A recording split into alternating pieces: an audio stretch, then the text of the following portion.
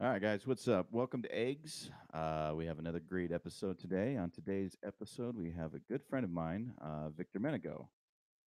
Victor is a fellow DJ and a business owner. He owns a record pool called Bar Bangers, and he's an OG in the DJ community. He's one of those guys that everyone kind of looks up to. He's got a lot of history in radio and broadcasting, and really looking forward and excited to this conversation. So please join me in welcoming my friend Victor Menegaux. How's it going, bud?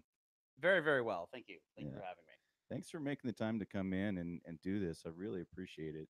Um, he's also out of Salt Lake, Park City area, so he had like a 20-minute drive to come down and say hi. So thanks for making the time. Right, had to drive my wife down earlier. 3 hour. I just did nothing for 3 hours. I parked in different locations and listened to Howard Stern You should have in my come in. We, car. we we got a green room back here. You should have had you Oh, come in for really? that. Is Yeah, it actually green? it's That'd be green. funny. Oh, really? Well, is it green? I get the No, no, vibe that it's it's not green. green green. We're eco-friendly That's right. though. Yeah, it's all plastic cups or the biodegradable cups and things like So that. in your studio, So you it's have this green that great way. monitor that shows. You can tell when you start recording, and it shows. What do you have it on Audition? Adobe Audition. You're Yep. recording, and then you just switched over to the logo. Yes. So don't forget where I am. Okay. Yes. No, keep it We, there. we go back for It's the. more awkward for me to watch my That's voice right. in waveform happening in Okay. real Well, time. no, There we this go. is a real serious production, man. You I got to can tell. realize. Yeah. Yeah, you didn't realize just because we sat around for 40 minutes trying to make our stuff work. I that hope you it's didn't more of a realize. slideshow too. If Yeah. there's We're gonna the do like family coming up. photos coming up from the past 10 years. Yeah, that's right. So. This is actually an intervention. We didn't want to get into it ahead of Oh time, no! for The fear of coach gonna spoiling come in here things. with a clipboard and yell at me. Yeah. So I did a horrible job introducing you, but maybe give us a little background about yourself, where you come from, how you got started in the industry, and you know. Okay. I been DJing. Technically, been DJing since 1996. I wanted to be a DJ though for some very, very long time, Okay. since I was a kid. I started hearing mixed shows and DJing and stuff like that on the radio when I was growing up in the San Francisco Bay Area on KMEL. Really, really young, and I just could never afford it. I was broke, grow up with no money, single. My mom was a single mom, raising us. She had jobs, everything from being a waitress at Marie Callender's to substitute teaching, filling in, doing that kind of stuff. So I had no money for anything, and when I Yeah. tried to get a job when I was in high school, I was finally old enough to get a job. No place would hire me because like ageism was a thing back then, and I looked very, very young for my age. Yeah. So I tried to get a job. I remember at Toys R Us when I was like 17, and they said no because I looked too young. I'm like, well, It's a kid's I'm the store, demographic, right? yeah, I'll fit right in. right. No, you'll So play with the toys. We can't.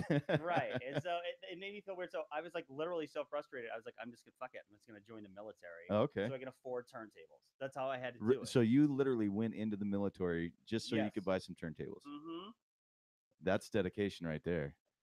Yeah, I mean that's how sad it is. And so I did, and it took me a couple of years once I was in, and I finally got them from the Amex or Annex, I should say. Ordered some stuff online. It came from Japan. Got some 1210s, and I managed to start doing parties on bass, and that's how I kind of finally accomplished that goal. But yeah, The having to sign your ass to Uncle Sam to make that happen, I wouldn't suggest it to anyone out there who wants to the move Ryan forward. Harris Right. route. They don't have Yeah. a GI Bill or something for turntable. No, there was none, and I also declined the GI Bill when I was in the military. Yeah. So that Yeah. happened too. Made a lot of unpredictable, weird choices at that age. But Yeah, you needed we an all do, adult. right? You needed somebody I that did. would guide you. right.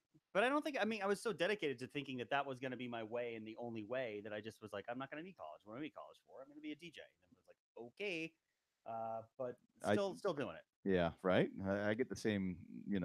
Go to the family reunions, and so what are you up to? Well, I play music. Still. Right. Yep. Yeah. Or You just people who don't are get it, older and don't get it they either. will never understand. No one gets it. What do you Yeah. do for a living? It's hard to tell. My father-in-law and my wife's dad, and he runs this mega million-dollar company. He's the head of security for like Crest and AT&T and all this other stuff. He goes on all around the world doing stuff for people, and he tries to introduce me to his friends sometimes because he schmooze, business schmooze, and I love that. I appreciate that. I think it's very endearing, and I always find it awkward when they ask me, so what do you do? So I just now say, oh, I run a website. There you go. Yeah. Good And answer. if you say DJ to anybody over the age of like 50, they just go, oh, and then you do the wiki thing, and Yeah. you're like, okay, yeah, that's what I do. Yeah. By And the then way, you just want to slap him and say, sidebar, I think there should be a information database like Wikipedia for DJs called Wikipedia. It writes itself. That's great. Wikipedia. Yeah, why not? So you were 18, 19 when you got your first set of tables? And Yeah, then yeah, about that. so Serato wasn't around back then. No, no, Um, unfortunately, it was not. And so it was all vinyl. And I know there's a lot of purists out there that still, I think we were talking about this walking in from the parking garage. Some people really prefer vinyl still, or collectively they think of the art form as different. But I consider it the opposite way. I really just love technology, and I think it's the best. yeah. Yeah, Well, I think it's something that, if you don't adapt, you're going to get left behind. And sure.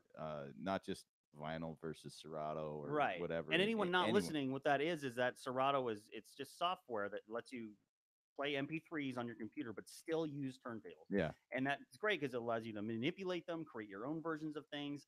And so there's a whole wide world of things you can do now that you never used to be able to do. You can touch your music that you actually make immediately, on the way to club. Yeah, Like you I got to can fix something. right before you go in, you finish your edit, you can play it that night. I've done it. You Yeah. know. It's pretty cool. Have you messed around with the 12s? I have. I've played on the 12s once in I've Salt played Lake City. I've played on them in Phoenix, and I'm like, oh, I got to refinance my car now. Yeah. I mean, it's neat, but still, I think that it needs to. It's like PC versus Mac when it comes to there's bolts on it and stuff. It's like Yeah. we make it, polish it up a little bit, make it look prettier. Yeah, I hate it when you get like thrown into new gear and you get like CDJs, for example. Like the first time you play on CDJs and you've never tried them or practiced them before. That's Sure. kind of how I felt with the 12s. There's a little learning curve there. It almost feels too accurate. Yeah. It feels even more accurate than I remember vinyl feeling. It's strange. Yeah, I don't know if there's like an adjustment for the platter. It felt a little bit stiffer than, like I I like my vinyl really slippery, like the butter rugs. I use those, Right. but Yeah. like on the 12s, it was just really kind of really stiff. I just got learning curve. By the end of the night, I loved it. I was sold on them. So. Yeah. Yeah. Yeah. They're wonderful, but I'm waiting for Pioneer to come out with something. Right. I'm sure that's right around the corner. Aesthetically, yeah. Okay, so you grew up in yeah, I was going to say, let's back this back up. So we went to the military to get some turntables. How did you decide? Like, well, I guess first of all, what was the grand inspiration that got you into spinning in the first place? Like, how did you get your start? Where it was a combination of two things. One was a lot of boredom and nothing but a radio growing up, and having very little friends, and sort of being like, well, my sister's doing her thing in her room. She doesn't want to be bothered. My mom's working or doing whatever. So I spent a lot of time just sort of recording different radio shows onto tapes. And then I'd hear what they were doing, and I would try to do the mix master mic thing, which I'm referring to it now as I didn't know who that was at the time. When I was, 9 years old, I didn't know, but just cutting and splicing tapes and trying to make things funny. And that's when I thought editing, was kind of a way of life. I'm like, oh, somehow, making music or editing or some kind of process of DJing or something is going to be. That's what I want to do. It's the most fun thing. To play with music is fun. Yeah. And play with voices and things like that. But it was that, and then my mom had my stepdad at the time. He was only around for a couple of years, but this guy, total dirt bag. But his name was I'll just save his name till after I finish talking about how crap he is, because it really fits the piece. He, just kind of I don't know, just kind of greasy, misogynist. He had a perm. This is early '80s. He had all these records and stuff and stuff laying around, and I saw his gear, and I'm like, that is the coolest thing ever. And his name was Rick. So there you go. Okay. Yeah. Okay, it all comes clear now. Yeah, it does, right? Especially that perm. I can almost smell it. Exactly. Yeah, I can too. I still can smell it. So I can smell that, and I can smell the menthol cigarettes. But so he, one day I came home crying from school. I think it was in kindergarten. So I used to walk to school, and my sister would walk together. I came home crying for some reason. You cry for whatever reason when you're a kid. I come home, I try to get in the house. My mom lets me in. She's listening to a record on a turntable. This is probably my first understanding of how I thought music, you could do things with music. She's listening to some album on the turntable. I have no idea, probably Captain and Tennille or some bullshit. And I come in, and she's trying to console me. She's like, "You're so, why are you so sad?" And she turns it off, thinking I'm just going to turn this off real quick. But I hear it melt. It starts to go slow down. And from right then, I went from crying to laughing hysterically. I remember that moment in my life thinking that is the coolest thing I've ever heard and wanting her to do it again because it was so funny to me. That's awesome. I never heard voices melt or speed up or be anything normal or sounds be anything normal than they were. Huh. So that was kind of a defining moment. Then it just it stuck with me, and I'm like, I heard about how much money DJs in the Bay Area were making, from people I guess in high school, and they were saying, yeah, you can make a lot of money at this, and I just thought, I only the ones I could ever hear were on the radio, so I thought that that's the way to go. I'm just going to go into radio and DJ on the radio. It's kind of a backwards thing to do. Most people DJ, then they get put on the radio. Yeah. And that was my goal. Just be on the radio, DJ on the radio, be good enough to DJ on the radio. Because if you're good enough for that, you must be good enough to get booked at clubs. So that's Yeah. what I did. So how did you? I saw a while ago that you had posted something when Cameron Paul died. Was he one of those guys that just kind of first DJs you heard, and then you kind of just it inspired you to be on the radio? Right. He was the first time I remember hearing like mix on the radio, and it was just that sound back then was that big beat sound and freestyle and things like that. And he it was all up tempo, almost always when he first started.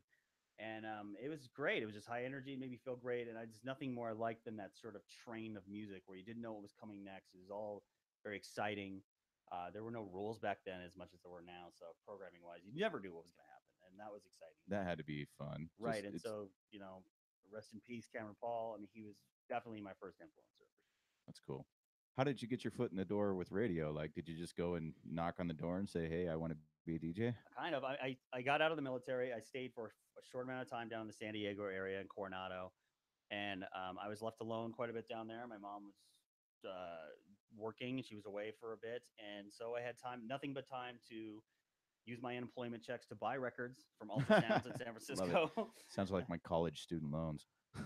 Robbie and AJ from Ultrasounds from the joint. But they just play music to me on the phone. They would skip the needle forward on the record. So then I just practice and practice and practice. Then I recorded on the mini disc on three. I used to do 3 turntables back then because that was like the standard for these radio guys in the Bay Area, and I loved it. And I record a mini disc and I just sent it out to a few places. I sent one to San Diego where I was already at. I sent one to San Francisco where I really wanted to be. Then I sent one to Seattle because a friend of mine who I met in the military was friends with or knew somebody in Seattle that he could pass it along to at C89, which is a public radio that's run out of a high school that's dance format. And so they liked it, and they were thinking about getting rid of their guy who'd been doing their Drive at 5 thing for a while. And so I said, well, screw it. I'll just go to Seattle and moved up there. Just not even knowing if I'd get knowing anyone, just like let's go to Seattle. $5 in my pocket, a half a pack of cigarettes, and went up there, and it was very difficult for a year or two, but it eventually, turned into it. I was probably there a few months before they actually turned over any kind of airtime to me. And then from then it was just learning experience and so. Before Seattle, had you played out anywhere? Had you done any gigs? I did some gigs, or 1 or 2 gigs in the military. Like I did my first New Year's Eve when I was there for like $200. Me and another guy would split $200, and we go do this whole gig, and it was cracking. And the owner says, "Come back the next day, I'll pay you." So we're cool. Well, we'll come back on the 2nd because the next day it's New Year's Day. Come back. He had boarded up the place and left. He skipped town, and no one got paid. Oh man, so that was my experience with that. Sounds about right. Yeah. So gotta watch your back. Sahara's, did I ever tell you that story? No. The venue I had at Mount Vernon, the owner showed up. Normal Saturday for me. I show up and he's like, "This is our last night. We're closing." Evidently, they hadn't been paying their bills, and to avoid bankruptcy, they closed that night and had a flea market sale and sold all the TVs and everything the next day. So I had that night to figure out how I'm going to get all my gear home because I had supplied all the speakers and everything for this place, and it wouldn't fit in my car. So I sent a friend back the next day, and he was trying to sell some of my lights in the parking lot the next day. My God. I mean, it's just like, how shady is that? Yeah, I know. After all that work, I just spent the month before, I spent like 10, 15 hours wiring all the TVs together to do video. And there's so many dirtbags in the industry. Yeah. There's so many people who screw you over. But along the way, if you don't get screwed over at least 5, 6, 7, 8, 9, 10 times in the business, if you stick with it long enough, I've heard of guys actually losing gear, like showing up and doors are boarded up, and they have to go through like bankruptcy. Well, remember Risk One did? There's a DJ who was in Seattle at the time, and he went through that.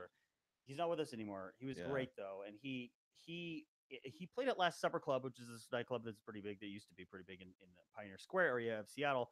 and they wouldn't pay him the amount that he wanted at the end of the night. So he took a turntable with him as collateral. He unplugged it and walked out of the door with their turntable. That's And they tried ballsy to right stop him, there. and everyone. He's friends with so many people, like bouncers and stuff, and even management. They're probably like, we're not going to say no to him. I mean, Yeah. he's talented, and yeah. Rest in Wow, peace. that's awesome. Yeah, I never to him heard as that well. story. Yeah. Yeah, He that's is some legendary. he's one of those guys that I did look up to a lot though. I didn't know him at all. I had never met him one time. Mhm. But he dabbled in design. Ryan's a designer, and so Yes. I had kind of that connection with that. And then his edits were just on point. Yeah, He just a he was a very talented person. yeah. Yeah, Um very artistic, very down to earth. yeah, it's super sad. It Cancer's is. a bitch. Um anyways, when you got into Seattle, how long before you're able to kind of get your foot in the door in the club circuit and the I worked as a security guard for Pinkerton Security at the Kenworth Truck Company for Woohoo! 6 months. Let's put it that way. And then I also worked at Safeway stocking shelves 6 nights a week. And when I first got when I got my first gig, that was a weekly gig. It was pay me for the one gig about the same price as 6 days a week at Safeway. So I just walked in and said I'm out, and they weren't too happy about that. But yeah, I mean, but what else are you gonna do? Keep working there, and right, like exactly. I just was it's over it, and it was weird hours. Was there till like 6 o'clock in the morning, and I'm a night person, but there's a lot. And then yeah, so that was in 1999, I think. I got a job at this place called Rupert's in Pioneer Square. It's not there anymore, and I did their Wednesdays for about 5 months, 6 months, and then it just got kind of snowballed from there. More gigs came along. that's awesome. Yeah. Yeah. I've heard stories of Rupert's. I heard it was cracking back in the day, just a super busy, fun place. I think yeah, it was, especially on the weekends. I remember going there on the weekends, getting drunk once or twice when I first moved to Seattle. It was cracking. Yeah. And I wanted to DJ those nights too, but when you're starting, it's hard to break into like bigger nights. So when you got there and you kind of got tied in with C89, is that kind of when you got introduced to like Pro Tools and making edits, or was that kind of something Mm, that you learned a little later? a little bit later, I started working also additionally a few years later at a station called Kiss FM or 106.1 Kiss FM or however they want to call it. Now it's just called the 106.1. Technically, they're going through some They've been through management some, changes, and yeah. I don't know if it's going to come back as Kiss or not. Anyways, but and I'm actually still there doing stuff. But I went there, worked, and became mix show coordinator, which is like the most bullshit like title you can give anyone. Like, he gave me a key card to the building, but so do the other mixers. There's no like, there's no extra accolades other than the title itself. So for anyone that's actually listened to us for a while, we've had DJ Tam on and we've had Jeff, DJ Phase, and they're both in the Kiss FM scene as well. So is this Right. kind of when you got to know them, or were Yeah, you yeah, first? yeah. I had to sort of put together a group of guys, and so I worked with Tam already at CD9, and I worked with Jeff at a nightclub, and he was really good. And it's like these are the guys. It Yeah. has to be these guys. And then we had some other people come in here and there, but they were sort of the core and still are as far as the mix show stuff goes for that frequency in Seattle, including myself. And yeah, and I was about. I saw Tam editing on Cool Edit Pro, which is now what Adobe Audition, right? That Yeah, you're that actually we're recording this recording on. on. Yeah. He was making edits way before me, and you had to sometimes because it just wasn't vinyl for stuff. And he'd make CD versions of stuff, and so I got interested in that. He was the first one I actually watched do that. And then I managed to get a bootleg copy from him on my first, PC when everyone first finally started getting into computers early on. So I think about 2004, I made my first edit, and I can't remember exactly the first edit I made, but I feel like Gwen Stefani, "What You Waiting For," might have been it. It was just songs that were hard to mix that maybe didn't have on vinyl or whatever. That or Killer. Somebody told me I tried to do things that were like pop records that we just couldn't get on vinyl or Yeah. couldn't mix. So you would take them, you make the edits, and then you brought us a present today. Thank you for that, by the You're way. welcome. Yeah, It's and it's all on the other future guests, pay Yes. attention. Bring- Yeah, mine was Yeah, he was on a megaphone in the hallway yelling at That's right. people. Yeah, no, we have had no guests bring us gifts. Oh, well, I guess I should Damian say Lubo Damian sent Lupo us a sent book. us books. Yep.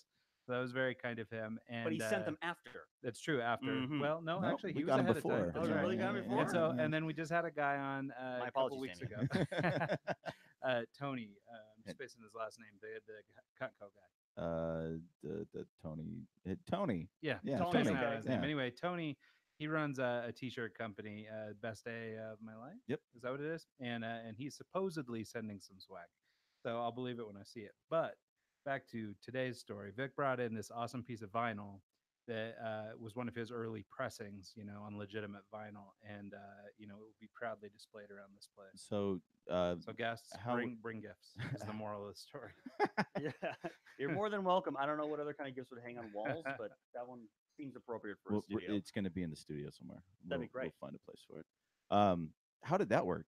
Did you just make a bunch of edits and send them down to a record pressing company and say, "Hey, I want to get on Right. this"? There was a record pool that back in the day that used to make records and vinyl and different series of things, and I sent them. I just submitted them a piece that I thought was cool. It was like a little like party break of 50 Cent or something, and they liked it so much they put it on one of their records called like Lethal Weapon. Okay. And so they put it on there, and then they approached me and said, "Hey, do you want to do some other stuff?" And so I was just good at making those breaks and stuff. So I did the series called Breaks or Us. I did like 11, 13, or 14 for them, which were these just basically they're for anyone who doesn't understand that they're just a record that had a bunch of small little individual tracks that you could use in between songs that you normally play to make it sound like you're doing more than you're actually doing. Yeah. It sort of sounds like you're doing a mega mix type thing. It's fun for the crowd. It's fun for the radio, or whatever. And it gives you enough time to Pull up another pull one. the other record off and get it ready to go and mix Sure. out of, kind of thing. Mm-hmm. Yeah. And then and then mashups became a thing. So I said, well, you guys aren't doing a mashup series, so let's do a mashup series. And so I did a mashup series for them and some other ones. And then that, they paid very well too when that first started because everyone was still buying records. Yeah. And then all of a sudden people stopped buying records, and that business I saw starting to end. And I thought, well, I got to keep this going at some point, So that's when these other record pools like Crooklyn Clan and That's where I met DMS you and at. Was Crooklyn Crooklyn Clan. Clan days. You were still working with them, Yeah, and then yeah. you switched over to Strictly Hits, and Mhm. then now you got your own thing going on. Right. Um, Well, let's take just one quick second for anybody who's not like super familiar with the DJ world. So you were throwing out a bunch of stuff, record pool, There's a lot of things like that. nomenclature So that's let's, probably different. yeah, things, and I mean, it's people could probably put it together, but let's just talk a little bit. So a record pool is basically a repository for music. It's a place where DJs go to source music. well, it's right? actually Right. back in the day. Cut was telling me about this because the actual original record pools predate me. I was not a vinyl DJ. I went as far as my turntablism or DJing, like mixing portion of my career came when Serato came. So I wasn't part of an actual like record pool to get vinyl. Mhm. But supposedly Cut used to be on this one where they had like 30 DJs and the distributors would send them to this record pool and they would just put them, according to your seniority in the pool, depended on what you got. You got first access to whatever, and then if they got 15 copies, the first 15 guys got a copy, or if they had 30 copies, the first 30 people got a copy. Right. And it seemed like a really cool little setup. I was never in that one of those either. Oh, really? I Okay. bought all my music From like and- platinum. Well, and this whole Right. time I just assumed Columbia House was a record. Yeah. Right. And as a matter of Dude, fact, that's you were how I right. That was cut. the first record pool I did join Yeah. in 1989. Buy And never the paid them once. right, right. Because I think that's what you have to do to say you're. Well, that's right. You, Columbia. you get your 14 free CDs or Yeah. whatever, and then Yes. And then sign up with a different name. Uh-huh. Next time you yeah, move. yeah. God Uh, bless Columbia. Man, that's Rest funny. in peace. I guess. I I'm don't sure want to they're say that gone a too. third time, but I was thinking it. Yeah. So, um, anyways, I guess that was like the original record pool, and now it's like uh, there's there's a few online. You can go and get music that way. And what's cool about like Bar Bangers, for example, your company, all your stuff is legit 8-bar intros, designed specifically for DJs, wedding guys. If you're not part of a record pool, I highly recommend Bar Bangers. Just really well done, and you get the eclectic stuff that most people don't have. Sure, So- they all have their sort of all these pools online for DJs to use, have their certain character to them. Ours was sort of founded on the cheese, the wedding stuff, The stuff everything that from I white trash love. to right, and now it's so you can get everything from I don't know, like the latest hip hop or trap that comes out to Nickelback. I mean, we have such a wide variety of things on the site, but yeah, they all have their sort of different flair to them. And they're all kind of doing their thing, and it's an exciting time Yeah. for these companies. and I'm glad that mine started when it did. It's been around since 2012. Has it been that long? Yeah, Wow. yeah. It's still growing, and that's a good thing. And, just like any other business, you have bad days, you have bad weeks, you have bad months, but you also have good ones. And as long as you can kind of have more good than bad, you're you're in good business. That's good. Yeah. Yeah. You've got 4 editors. Got Marty, 5 Phase days. myself right now. Yeah, keep it tight. Yeah. I know a lot of other sites have a Well, lot that's more. one thing. That's one thing that I was actually going to talk to you about. It's like, um, your quality control is next level. Like anything that's on there, you approve. And I remember back when I first started learning how to edit, I would send you some crap.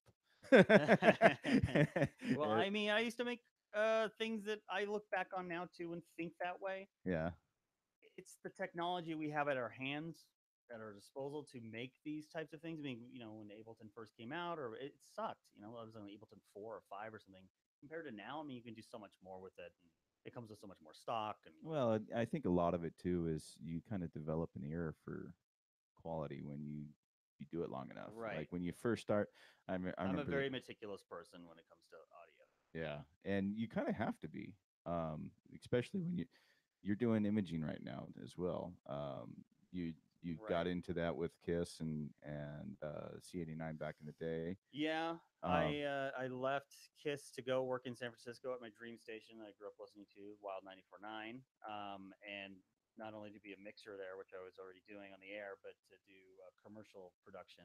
So basically, I did commercials. yeah, I made commercials for a year, and it was really fun and really exciting and really, I learned a lot. And I learned a lot about the business and the sales end of the business. uh huh, Um, so that was really great. And then I took this other gig back in Seattle. I got jerked back over there, and I felt like, okay, this is right. The person I was with at the time didn't want to live in San Francisco either. We both wanted to, we missed Seattle. I know we probably should have given it another year in San Francisco. It's really, but we didn't, and we kind of made a spontaneous decision to go back because all our friends were there, and it was back at the same station to do like the head of production for that radio station because someone had left.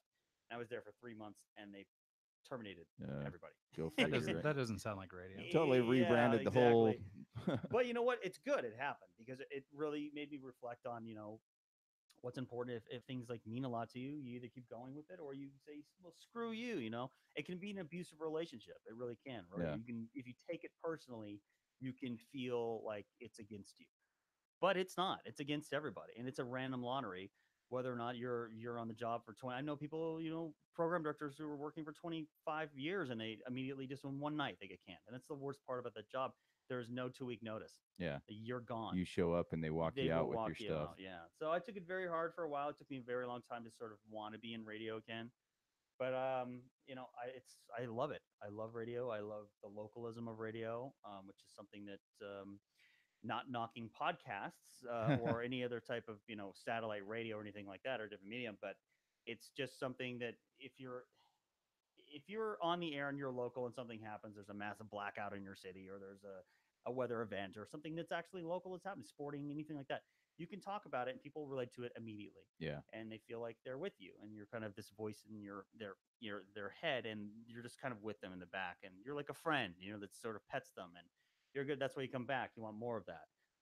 So when people are syndicating out jocks from other cities, and I think it's the worst thing for radio. And I understand that companies are losing money and radio's on its last legs, and yada yada yada. This is the future, by the way, of the platform is podcasting. So kudos to you guys for being the innovators in Salt Lake City. Seriously, building up the studio and doing this, because there's nothing but going up from here. You Yeah. can't go down in this. Yeah, well, and I think to your point about radio, I mean, the things that you're talking about are the thing like the nostalgia parts that aren't as common anymore. The local guy, the dude that's up on what's happening in that town, Mm-hmm. like all that stuff, I think was really important, and that was really the value of live radio. I listen to the radio now and I lose my mind because they might have a couple local guys, but it's the same 9 songs all day. Yeah, And, just I mean, it's sort of lost all the charm that it had when, at least when I it's was very younger. regulated. Because for me, man, I mean, I used to tune into the radio stations late at night, and, well, when Those the what you're gonna DJs would come hear. on and play all the You cool might hear stuff. swear words. Yeah, oh, it's after 11. Yeah, Yeah, there used to be exactly. this- Get the tape deck ready. yeah, there was a radio station out in Pocatello called 1240, the AM channel, and it would come on and like maybe 11 to midnight or something. They had a show, and I would have my old double decker, two tape player Uh thing huh. with the recorder on one side, and I would just record, an hour and a half or whatever it was of this programming where it was just all the coolest, latest music or whatever. None of the stuff you'd hear normally, Right. and And I also miss that you would stuff. hear bad you would hear people bad at their jobs, which is also even more entertaining Yeah. sometimes than somebody who's polished. When you're Seacrest doing his countdown, is there anything entertaining about that guy? He's so No. glass. It's Yeah. like everything is perfect. And even if he did mess up, they would go back and fix it. I don't Fix it. think he Yeah. does mess up. I think he's Yeah. like a fucking Yeah, robot. he's a machine. He is, but for example, I mean, or somebody who's really bad at their job doing their job, like if you listen to public radio or like going back to that C89.5 station in Seattle, it's ran by high school kids Yeah. and they will do pledge drives. And Yeah. these high school kids have to go on and beg for money. And it's the funniest thing ever. And it's so entertaining.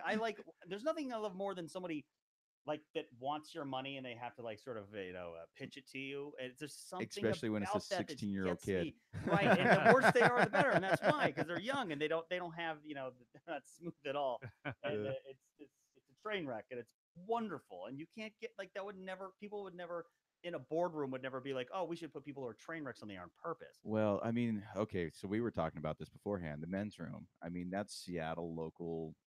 They're talking about stuff that's Right. going on in Is a radio Seattle. station 99.9 Yep. KISW in Seattle it is a rock format, and they have many shows on the They've air. got a morning guy, and then they BJ. the BJ Shea, Right. and then the men's room in the afternoon. And I would tune in every day just to hear them banter and talk back and forth. Right. And it's great. I love it. I'd also listen to 97.3, and then what was that one? After gigs, I don't know about you, but after I Don't say Delilah, or we'll leave the studio. Right no, now. it's not. It's not Delilah. It's the even worse. I don't know. There can't be worse. The dude that would the, Janine Garofalo. the night guy that Don't would. you talk smack about Janine, my high school crush. Yeah, that's a Seattle in you coming out. Yeah, This it is the really guy, is. the alien guy, the alien guy that would talk Coast to coast. coast to coast. Yeah. George Norrie. Right. Yeah, I would I tune would that listen in. to that too to sort of decompress after the club because Right. there's nothing. There's nothing else on, but it was good listening. It Just was strange. it was yes. strange. Is it still on? I think so. I don't. If I it's don't not, know. I'm sure it's a podcast now. So Probably. it seems to be where everybody's headed. But that's what I would do. I Like- would decompress and listen to talk radio. And George Norrie, like you never knew what you were going to hear.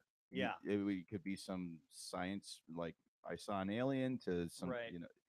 just You know, I feel like when I was younger, I would leave the club at 22, 23, or I should say I didn't even start club, so I was like 23. But I would leave and I would like, okay, I'm still going to listen to Nappy Roots on the way home. Right. Like I'm going to bump that shit on the way back too. But no, after you do, you go to enough parties, you're not at a party anymore. You're there for work and it's not a party anymore. I stopped by to see Matty the other day because he was playing on a Wednesday right behind here. Shout out to Matty Mo. Yeah. Yeah, Matty Mo, local DJ here. In Salt Yeah. Lake.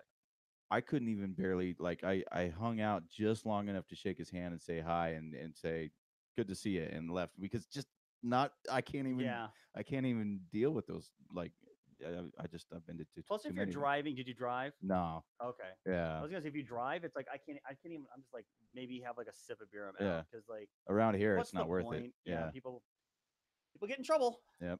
Well, yeah, down here, I mean, it's just you'll end up super bloated or whatever because you have to have 47 beers to get that buzz going. So Right. you really have to work for it down here. Even There with the should be a cocktails. math scale on how much you have to drink to make the same amount in another state. Like someone should come up with a scale for Yeah, that. I'm so you sure it know. And exists. it'd just be an app. Yeah. In your phone. I've- You I've tell had bears se- that to yeah. drink to get smashed. I've had 17 drinks. Am I drunk? Right. Apparently It doesn't not. You feel could like text us. it's going right through me. So what was I going? Oh, BBC. So you just recently started doing imaging for them. You've also done a couple mixes for them as well. It's all the same type of stuff. It's music design, basically. So it's just music pieces with their imaging elements in it. So it's for the greatest hits content programming. BBC Radio 1 is one of the top 10 largest Oh, yeah. radio stations on the planet. It has, I think the last time I checked in April, it was over 9 million listeners monthly. It's large. I mean, it's not, I mean, they do have a large online content listenership too, but I mean, the station itself locally It's just receives huge. a lot of That's traffic. huge. And it's so strange. I mean, you guys probably heard of that book, The Secret, Uh-huh. and they made a movie about it too, which I watched because I was lazy. I don't read. Whatever. You're into the secret. I can tell. I totally am not, but I swear to God, like, you think you are right after you watch the movie. But like it's 10 years ago I watched this movie. Right? Yeah. I've always wanted to work for BBC Radio 1, always. And I went there to visit. I was lucky enough to work when I was working at KISS in Seattle. My program director knew somebody who was working over there. And he was like, "Hey, if you want to visit when you're in London, go ahead." So I went to London and I got the chance to visit, and it was really cool. And I saved my name badge, and I got a picture taken of me in their mix studio. It was like, this I is the saw that coolest thing picture. That's ever. awesome. Yeah. I posted that picture online on out of the blue. I was a throwback Thursday or whatever to Instagram because I'm cool like you kids. And I posted it, and like a week later, this thing just dropped in my lap and was like, "Hey, want to work for BBC Radio One?" I'm like, like I thought it was a joke. You bet your sweet ass, buddy. Exactly. DJ Face Jeff, who's on your show back in the day, he was like, "Hey, this I can't do all this stuff. I have so much imaging to do, but there's this thing, and if you want to do it, and it pays pretty good." I'm like, well, "What is it?" And he told me, I'm like, "This must just be online stuff for them. This can't be real." Yeah. And I did it for like 3 weeks, not even knowing. I'm like, "It's got to be online." So I Yeah. just kept making it for them, thinking it's just online content. And I was like, "Holy shit, it's on the air!" Like I stayed up to like 3 o'clock in the morning to And listen to to hear check. your own stuff. And I'm like, I lost my mind. I'm like, this is insane. Like I'm on the air in London. That's the weird part because it's like the first time I heard a mix that I put together on the radio and I'm listening to it, it's like that's that's me. That's weird. But Yeah. the imaging part of it has to be totally different. I mean, because it's like everything about it. Like this is my commercial, and it's probably playing 100 times a day, and it's Right. My deja. voice was doing like Kit Kat ads and everything else. Well, let's take Um, a quick definition break. Again, imaging for people who don't know. Now we're Sure. not speaking visuals. This is the visuals of audio. So when you talk about imaging, what you're talking about are those little sound effects and transitions and things like that that you hear on the radio or parts of ads or Mhm. going in and out of things. Right? Essentially, it's fill in the the gap, station's basically. brand, right? Right. Right. The So it's guy all who the says, sounds and stuff you hear that you start to associate with Kiss or whomever, whatever Right. station. So okay, I just want to be clear on what Yeah, imaging there's little was because we brought pieces it that up are a like couple of times. put together. They have the swishing sounds, or maybe a few elements or a few different pieces of songs they do play, and it says, now back to the hits. Like that stuff is all done and produced in house, or it's outsourced to other places. But most major markets do their own stuff. So that's what imaging is. Do In you And so are when you it doing pertains to voice for radio. them though? Like do you I have to don't put do. on like a I've never sweet done it. accent and No, pinky out and the no, whole never thing? done it. No? I wish I could. Well, the most I did voice was what I again when I was doing commercials where I just had to sound super generic, which I thankfully do normally. I'd have a good enough voice to sort of get away with that. I'm terrible at reading though. right? So literally, I would have to read copy of the they say some copy again for let's go back to Kit Kat bars, and I'd have to read this copy, and I'd have to read it like it would take me it's a 30-second spot. It would take me like 4 minutes to make sure it was read correctly. So we And then I would just dice it all up to make it and then there's like no breaths in there. It's it like you doesn't never hear me sound go natural at all. or breathe in because it's all cut out and spliced. I'm gonna go and edit those out, by the way. Right. Yeah, make sure you do. Put them at the end as bonus content. People can hear Yeah, the that's breath. right. It's going on our future Patreon. Yes. Yeah, so that's yeah. But So I'm thankful, that I get to do this and I'm still doing it, and I'm thankful I get to still play with music, and it's a wonderful thing. Well, it's cool, and I think it speaks to sort of the small worldness of things these days too. That they can, grab you here in Park City and have you doing this stuff for the guys over in the UK, versus just using somebody in house or whatever. I mean, BBC is clearly a big enough organization to have people in house do Right. this kind of work. So it's really cool that they reach out to people like you, for expertise or specialty in these kinds of things. So, Yeah, I think with music sequencing and things, they just don't. I mean, they know how to make them, but I think it's just easier for them to. Maybe it's Yeah. harder for them other you, people to do it. I can make edits. I can do this podcast. I can do all this hashtag other stuff, BBC. but not Yeah. not even that. Hashtag Radio One. Imaging seems like a different animal to me. Like I don't feel like I think if I was to sit down and try and brand a radio station, Sure. I'd have a really hard time with it. Is that something that you just power through and it kind of comes along? No, I mean I loved doing it when I was at Kiss, and I flipped the entire all the imaging elements, which means each one of those little pieces you hear. There's 100 of them when it goes into flipping a radio station and making it all new content. And I did them all in like 3 days flat. I just sat there Yeah. and did them like 12 hours a day.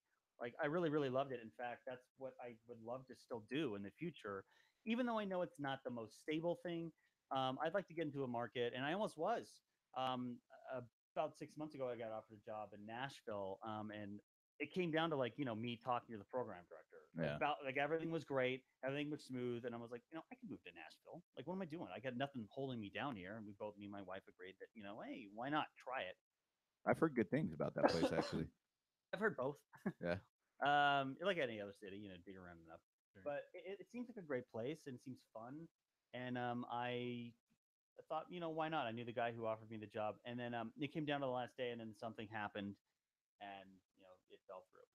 But that's just radio. You Yeah. can't take it personal, so I didn't. I just let it roll off my back. I put in work for it, but it is what it is. But if something like that happened in another major market, or if I would consider Nashville major enough, I would definitely, if we don't have anything tying us down still, it's something I'd like to do still. I think I have a knack for it. I like being in studios. I like your studio you've built. It's Thanks. wonderful. It's Yeah. amazing. I watched the process online. I tried to document it. I probably could have done better. All Instagram is all I Slacker. did. That's all right. But Yeah, social media is hard. yeah, Don't It blame is. yourself. It's really I hard. hate doing it. I got Whatever. friends who are on like Snapchat, like I don't even have story. it. I don't even have Snapchat. I never I downloaded it once, Yeah. and then I didn't Do get you the have QR Snapchat, Brian? code thing. No. No, I got on there one time too, and I can't remember. Like I my posted my like once, niece and or I somebody realized I was was like, "Hey, so get on young. I this was thing like, or I whatever." can't. Like, I'm not on enough Adderall. Right. First of all, like the generation we're in now is, especially. I feel like I'm sorry, but I'm just gonna throw this out there. Utah, I feel like there's a lot of people on Adderall in Utah. I feel Right. like a lot of people Yeah, who are it's like kind of the thing. older on Adderall, like people who are like in their 40s and 50s, are still on Adderall, and it's like, or on it now, and they were before, because it's not, there's a lot of religious things in this state here that prevent people from drinking or doing whatever. But I feel like if it's prescribed, Yeah. it's Totally not so fine. much looked Yeah, down they upon. they cheat a little bit, and so there's Yeah, definitely a pill problem. It's pretty common, and I mean, it's in the news and everything, the opioid epidemic and stuff sure. here. But I mean, Adderall and all that stuff. It's funny because at least the prevailing religion here, they don't seem to mind the Mountain Dew or the Adderall or the rock stars or the Well, whatever. as long as they got But the my God, you touch a cup of prescription, they're coffee. good with it. you Sure. Yeah. know. Right. Is that So it? yeah, Is it just hot coffee, or can you have cold coffee? It's caffeine in general is what they're I think it's supposed to say. addictive substances, right? Yeah, Is what the book and says. Hmm. So um, yeah, I don't know. yeah, I'm Yeah. not no, up on it. That's a whole other podcast. well, the thing that gets me is like It's true. We should do one, Ryan. Okay, you we're on. should, yeah, Okay. let's do it Bring me in. We'll just throw in a whole bunch of what we think the book probably says, with Yes. amazing and we'll just roll imaging. with that. Let me just sit in the fourth chair over here, and you can have a guess, and I'll just chime in. And just pop Yeah, in. no, There it'll be you perfect. go. Yeah. So, anyways, where were we? So you were able to kind of take your imaging and parlay it into making these awesome edits, and I have been guilty of following you around and using your edits a lot because they're dope.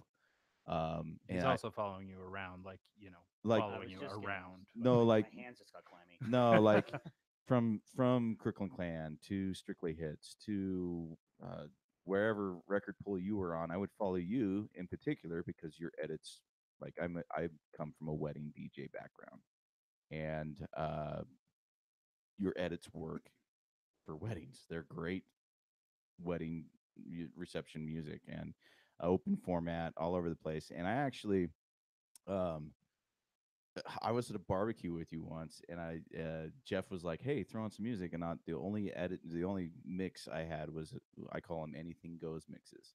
I Mhm. remember throwing that on and sitting there, and about a half hour, and you're like, "Who made this?" And I'm like, You did. "I did." Yeah. And it was weird because I felt like I was like copping your shit almost, and I didn't realize it until then how much I actually had. And like it threw me off. Like I was like, Copying my shit. no, How? like copying like every fourth edit was a Victor Menegaux edit, and I'm Uh, putting out this anything goes mix when really it should be Victor Menegaux no. played in the mix of No, DJ on listen, Tech. that's not. You know what I mean? Trust me, I've never thought that. I have Yeah. very low self-esteem. I would never, No, be so. I didn't even like. It's more in my own head, like Sure, you you know, have anxiety about it, maybe, yeah. but trust me, But I the mean, like, reason they're there is I like to help people. yeah, I really enjoy helping people. yeah, I don't like being walked all over like some people will try to do if you try to help them. And running a business, you see that firsthand. But I just, that's why I do it. I don't do it. I don't put the stuff out there because I made it and I think I'm dope. I put it out there because people really probably could use this stuff. And, if I can't play it, hopefully people are playing it all over the world. yeah. It's for other people. It's not for me. So I don't make edits necessarily every time I sit down. One every 4 or 5, I go, this is definitely something for me for my set. But I also go, listen, what else do people want?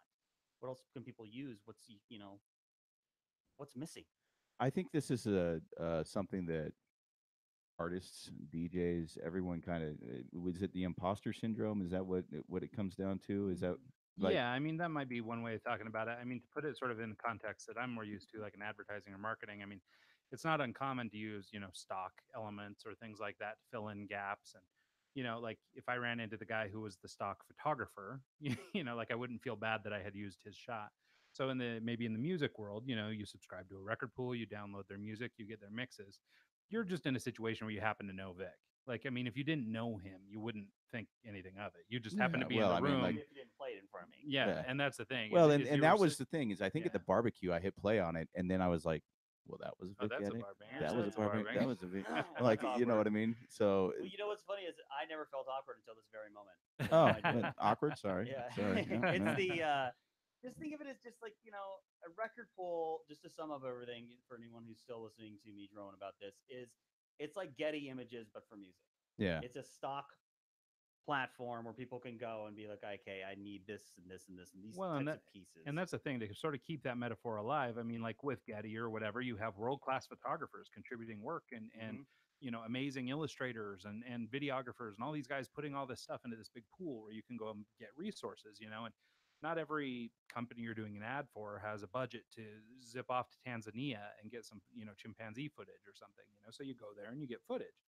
And so in the case of you're putting together a mix and you go to these different record pools to gather up music. And you assemble those in some way, and that's where you're applying your creative layer is you're building this mix and you're doing all that stuff, but you need some fillers here and there and stuff like that. Now, like we were saying, I mean, it just happens to be that you press play and the guy who made those mixes was in the room. yeah. But like that's Yeah. like not a normal Well, I experience, think I right? used like Yeah. your Seinfeld break, and I think that's what triggered it for you. It was like, oh, because that's when you asked. You were like, whose is this? Right. And it Oh, was it's one of mine, your bro. more custom like that one was a very custom edit that only you would know that you made it. And Right. so Yeah. I tried to go back through and like on my website, I have the song list and anything that's like that, like the White Boy break or the ones that you do. I tried to go and catch them and just make sure that you were credited in it because I never even thought about it until that second, and it was just the weirdest It thing. honestly does not bother me at all. And the only thing that would bother me at all is already credited on it. Or there are people who go on and they poach sites and they take as much as they can and then they throw them up on a blog and try to sell. They take direct music service, and they take bar bangers, and they take A bunch of the other chillers ones, and yeah, whatever, and they take all these sites and they just put them on one blog spot somewhere, and they go, "Is that even a thing still? Blogspot?" Yeah, Yeah. I They think put so. them up somewhere on some pinboard, and they go, "Okay, $25 a month gets you access to everything," yeah, and they're jacking us, and we cannot stop that process until figure out a way, in which I have figured out a way, and we're working on that nice, now with analytics. Anyone who's just going to get red flagged who downloads too much. If you yeah, download all our content every week, yeah, you're getting red flagged and you'll get kicked off. yeah. I mean, I know that it shouldn't be that way, but it has to be. It's not realistic. You look at Well, most people's downloads, they're 25, 30 downloads a month. They're just like, they're happy with what they're getting. But anyone, every single piece, come on. yeah. There's a Well, reason and that to me, like, okay, there's the guys that go and just share hard drives, right? And oh, here you go. Here's my whole hard drive. Here's 15,000, 20,000 songs. for it. And that almost seems like more work than actually going and picking the stuff you actually want to play and use versus now I've got 15,000 songs of bloat that I don't know anything about them. I got to go and listen to them, delete the ones I That are don't want. tagged weird. Yeah, it's like more work to Different bit actually rates. go that rate, right? Yeah. Yeah. I don't know. It's finicky. It's weird. Well, I mean, the whole thing is really, I mean, I guess it's kind of flattery to use somebody else's work, but I think the line gets crossed if you start, passing it off as your own. So if you were running around telling people those were all your mixes, which I know you would never do, but I mean, then you've crossed the line. Then you should feel kind of shitty. Yeah. Right. But just using that stuff because you've pulled it from a pool, you thought it was of good quality, and you wanted to use it as a part of the overall story you're trying to tell with your mix or whatever. Right. I mean, that's the Like purpose. That's what DJ it's for. AM played my stuff. I Yeah. was there when he did it live, and then that blew my mind. And then Of course, you were there to serve a cease and desist, if I remember right. No? right, I walked up on stage and pulled the plug on everything. This is me, you guys. This is me. Not fair. Gonna get a cut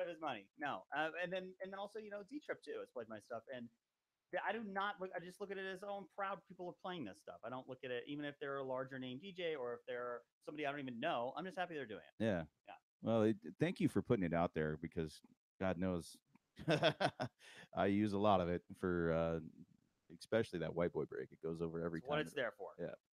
So, what's next? What's in the plans? Are more imaging, more bar banger stuff? Um, Um, I'd like to just maybe get my foot in with BBC a little bit more. yeah. The company that does imaging for BBC, it should be technical. Their name is On the Sly. They do all the imaging for them. So at least I believe the majority of the stuff that is on BBC Radio One. So they're the company I work for BBC. Nice. And so I've emailed them a few times and been like, hey, they seem to be happy with what I'm doing. Maybe I could sort of figure out a way to dovetail that a little bit and kind of go here. I can get a little more in. But if not, I'd still like to do imaging somewhere else. I'd still like to do radio somewhere else. I love radio. I feel more comfortable in this studio than I did, a half an hour ago walking around Nordstrom's wasting time. I just feel more comfortable. It in feels this like element. a home kind of. It does. Yeah. Yeah. I mean, no one feels comfortable at Nordstrom. It was a terrible experience. Does anyone feel comfortable at Nordstrom? Has anyone ever walked in there and not felt like they treat you like shit when you walk in? I could do another 30 minutes of Nordstrom. I can real quick. So, No, it's terrible, and I feel like Nordstrom's is, I should say, and I feel like that's it. That's the only next step is to sort of just hope that, and I'm not actively trying or anything. I feel like if it's gonna happen, it's gonna happen. Everything that's sort of happened to me has just happened, yeah. and I'm just hanging out, still doing my thing, still DJing. Yeah. Well, you got a Wednesday night up quick in plugs downstairs. if it's possible. Yeah, If let's do it. anyone's still listening here for this is Wednesday nights. I'm doing industry night this entire winter season downstairs. I've been doing it the last couple of weeks. It's a great night. Anyone in Park City area in Utah, please come through, visit, say hi, tell me you heard me on Eggs, and I will buy you and your guest a drink. There you go. There you go. And then New Year's Eve, I'm at Fletcher's. Fletcher's. And that is in Park City as well on Main Street, both around Main Street. So that's my plug. And cool. Bar Bangers is spelled with a Z. Yeah, I don't want to be too tongue in cheek about that, but it is. You might get some different results Yeah. if there's an S. Yeah. That's right. Be checked careful. in a while, but I think once I did, and it was search engine results. Well, vary. before we wind completely down here, I know that Mike knows you pretty well, and you guys have been friends a long time. And I mean, of course, we've crossed paths a number of times, so I've got to know you a little bit over the years. You were one of the first people I hung out with Yeah. in Salt Lake. And so, but can you give me, or I guess our listeners, can you talk a little bit about like some of the maybe the career highlights, like some of the biggest things you got to do that you really wanted to do, or so the person you got to meet that you wanted to, like you mentioned DJ AM playing your music. I mean, that's got to be kind of a mind fuck right there. It then, was, and being that a kind of fan thing. of his, and then I for him playing, played like a, I'm not sure if it's on that record, but from NXX Girl, which was basically Nelly Furtado and NXS, a mashup I made. He played it, and I was like with my friend a lot at the time. He was this great DJ in Seattle, and we had to take the night off to go see AM play and DJ Scene open, and we heard him as soon as he played. I like lost my shit. It was like made my whole life. Yeah. That was the whole thing. So for them, I tried to. Was like, that at Last Supper Club when he came? No, this is the Showbox. Okay. And I had to make I had to reach out at some point. I was like, he played this. He didn't get it from me, so maybe I can just send him some stuff. Yeah. So I started sending him stuff. I got his email and I started sending some stuff. And then on New Year's Eve, or the New Year's Day, actually, he a friend Steve Wonder had mentioned that, hey, AM wants to know if he can message you real quick. We're on Sidekicks and shit back in the day. So he messages me on the Sidekick and he said, hey, I just want to let you know that you played, Oh Sherry, right, by Steve Perry. Yeah. I made Bo Sherry, just had Bo Jangles beats under it or whatever. And he played that on New Year's Eve and he said it was like amazing. And that really made me feel great. So then I sent him more stuff. And I said, I want to come see, I want to come see you sometime. Me and my friend Alad took a flight to Houston to go see AM. Wow. We took a flight, hopped a flight last minute, landed. They had like 2 hours before his show. We go see him, and he's playing, and we're standing in front of him the whole time, but we can't really talk to him. He's working. Jose Canseco was there that night. It was so weird. It's so weird. Who I'm just fascinated with on Twitter. But he was there. So we're watching him, and then he gets just shuffled away at the end of the night. So I'm like, what the fuck? I wanted to meet him. I've always wanted to personally shake his hand and say, hey, man, you're awesome. And I didn't get a chance to. I emailed him like the next day. I'm like, hey, man, I flew all the way out to Houston. I was that weirdo standing in front of you the whole night. and we really want to say hi. It's okay. We cross paths again. He's like, oh my god. He's like, you should have told them. And I'm like, yeah, that's gonna work. Yeah. I'm friends Hey, with I'm him. the Yeah, guy. let me know. I'm The friends with the celebrity DJ is DJ. getting paid 10 grand to be there. Yeah, I'm his buddy, the guy who's not in the booth. And so didn't work.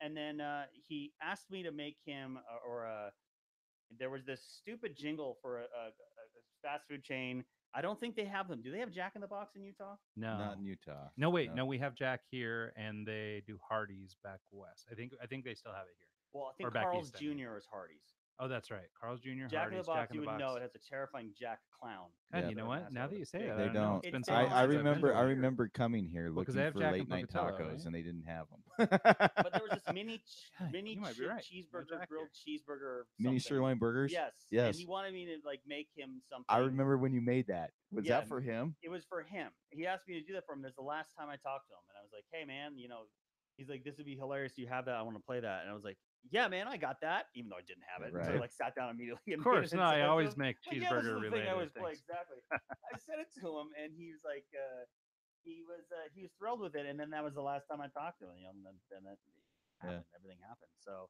but yeah, never got it. That was one thing. I know you asked me to talk about highlights, and although I didn't get a chance to meet him, that was a highlight. He was the biggest name in the game, and still is to some extent. And Well, I it's mean, important. so like, I've walked in to Jazz Bones one night, and you were playing one of my edits, and it's kind of one of those kind of surreal things. It's kind of cool.